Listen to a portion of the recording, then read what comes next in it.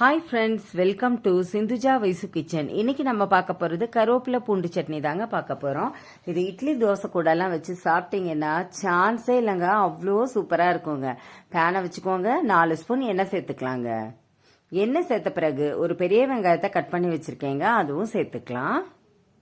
வெங்காயத்தை சேர்த்த பிறகு நல்லா வதக்கிக்கோங்க. இது கூடவே 10 பல்லு பூண்டு சேர்த்துக்கோங்க. அதுவும் நல்லா கலந்து கொடுங்க, அந்த எண்ணெயிலே வதங்கணுங்க.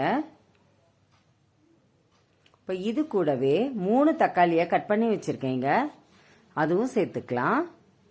தக்காளி நல்லா சாஃப்ட் ஆகணுங்க, அது வரைக்கும் நல்லா வதக்கிக்கோங்க.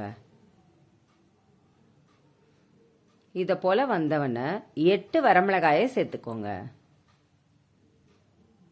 அதுவும் ஒரு தடவை கலந்து கொடுங்க. இப்போ 2 கைப்பிடி கருவேப்பிலை இலைகளை வாஷ் பண்ணிட்டு எடுத்து வச்சுருக்கேங்க, அதை பேனில் சேர்த்துக்கலாங்க.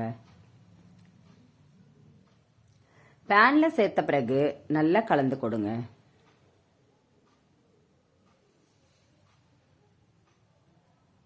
அவ்வளோதாங்க, ஸ்டவ்வை ஆஃப் பண்ணிவிட்டு ஒரு தட்டுக்கு மாற்றிக்கலாங்க. இப்போ நல்லா ஆற வச்ச பிறகு மிக்சி ஜாரில் சேர்த்துக்கோங்க. இப்போ 1/2 ஸ்பூன் பெருங்காயத்தூள் சேர்த்துக்கலாங்க. 1/2 ஸ்பூன் உப்பு சேர்த்துக்கலாங்க. இப்போ நல்லா நைஸாக அரைச்சிட்டு வந்துடுங்க. இதை போல் அரைச்சிட்டு வந்துட்டு ஒரு பவுலுக்கு மாற்றிக்கலாங்க. இதுக்கு ஒரு தாளிப்பு ரெடி பண்ணிக்கலாங்க. ஒரு 4 ஸ்பூன் நல்லெண்ணெய் சேர்த்துக்கோங்க. 1/2 ஸ்பூன் கடுகு சேர்த்துக்கலாங்க. 1/2 ஸ்பூன் உளுந்து சேர்த்துக்கோங்க. 1/2 ஸ்பூன் கடலைப்பருப்பு சேர்த்துக்கலாம். கொஞ்சமாக கருவேப்பிலை இலைகளை சேர்த்துக்கோங்க. இப்போ இந்த தாளிப்பை சட்னியில் சேர்த்துக்கலாங்க.